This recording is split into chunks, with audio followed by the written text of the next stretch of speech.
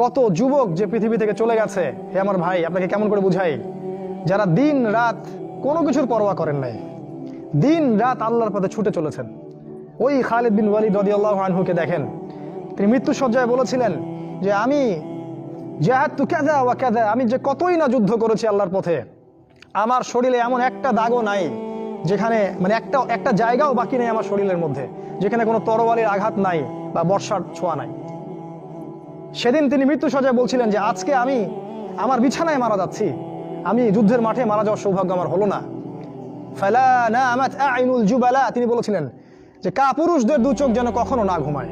ওই দেখো যুবক, তোমার আদর্শ। খুবাইব রাদিয়াল্লাহু আনহু, ইসলামের জন্য তাকে দায়ী করে পাঠানো হয়, রাজি নামক একটা জায়গায় কাফেররা তাকে ধরে ফেলে এবং তাকে শুল দণ্ড দিয়ে হত্যা করে। খুবাইব রাদিয়াল্লাহু আনহুকে যখন শুল দেওয়া হচ্ছিল, তিনি বলছিলেন, এই কবিতাটা ভালো করে পড়বা, রাহিকুল মাকতুম বই আছে, লাস্তু উবালি হিনা উক্তালু মুসলিমান। তাকে যখন শুল দণ্ড দেওয়া হচ্ছে, শুল দণ্ড মানে বোঝো, পিছন দিয়ে মানে লৌহ দণ্ড প্রবেশ করিয়ে মাথা দিয়ে বের করে দিত, কঠিন দণ্ড, একটা ফাঁসি টাসির চেয়েও ভয়ঙ্কর। এই শুল দণ্ড তাকে দেওয়া হচ্ছে এবং বলা হচ্ছে, তুমি কি চাও তোমাকে ছেড়ে দেই আর মুহাম্মাদকে তোমার জায়গায় শুলদণ্ড দেই? কাফেররা বলেছিল। আর এই যুবক বলেছিলেন যে আমার জীবনের বিনিময়ে নবীর একটা চুলের আঘাত পাক, সেটাও আমি চাই না। দোয়া করছে, আল্লাহ আমার মৃত্যুর সংবাদটা নবীকে পৌঁছে দিও। আল্লাহ পাক সেটা পৌঁছে দিলেন। রাসূল মদিনা থেকে খবর পেয়ে গেলেন যে খুবাইবকে হত্যা করা হয়েছে। তিনি তখন কবিতা আবৃত্তি করছিলেন যে লাস্তু উবালি হিনা উক্তালু মুসলিমান, আমি কোনো পরোয়াই করি না যখন আমাকে মুসলিম হিসেবে হত্যা করা হচ্ছে।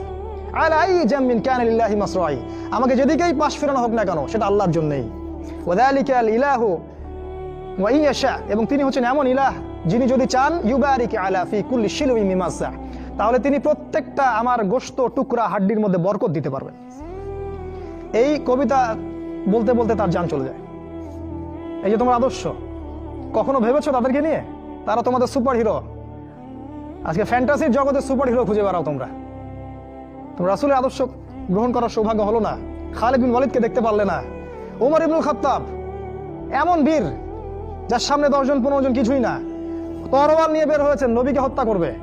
প্রতিমধ্যে শুনলেন কি, তার বোন ভগ্নিপতি ইসলাম কবুল করেছে, চললেন বোন আর ভগ্নিপতিকে আগে মারবো তারপর নবীকে। সেখানে গিয়ে শুনলেন কোরআন তেলাওয়াত করা হচ্ছে, কান লাগিয়ে শুনলেন কি তেলাওয়াত করা হচ্ছে।